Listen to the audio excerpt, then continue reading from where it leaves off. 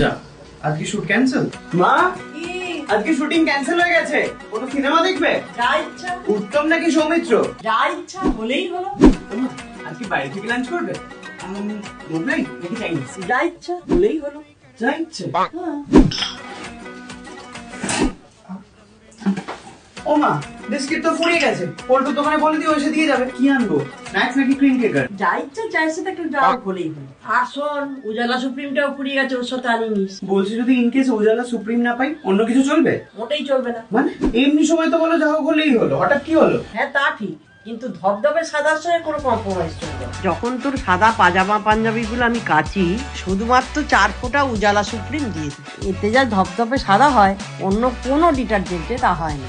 এই তো পরে আছিস তোর পছন্দের সাদা কুর্তা, কেমন লাগছে বল? You are the best mom.